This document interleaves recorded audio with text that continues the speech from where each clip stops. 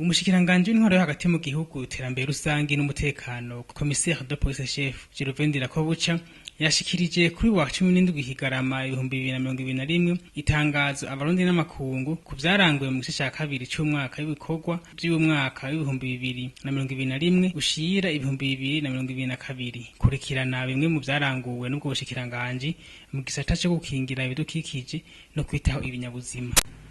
Kwizina ry'ubushikiranganji bw'intwaro yo hagati mu gihugu iterambere rusangi n'umutekano ndi n'iteka ryo gushikiriza abarundi n'amakungu ibikuru bikuru byaranguwe n'ubushikiranganji mu gice ca kabiri c'umwaka w'ibikorwa wa 2021 ushira umwaka wa 2022.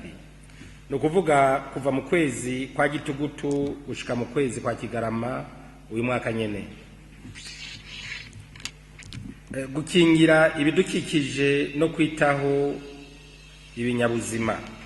Ubushikiranganji bwaritabiriye wa mugambi w'igihugu wo gutera ibiti ariwo twitayewe Burundi urambaye bubicishije mu bikorwa by'iterambere rusangi aho ingendo zo gusuzuma ivyo bikorwa zakozwe mu ntara za Kayanza na Ngozi aho hakurikiranywe ingemwe z'ibiti mu ntara ya Bururi ingemwe zigera ku 2,944 zashizwe mu dusashe twazo bikozwe n'inyamiramabi zisanzwe zirangurira imirimo yazo muri iyo ntara hamwe n'abakorera mu ishure ry'inyamiramabi.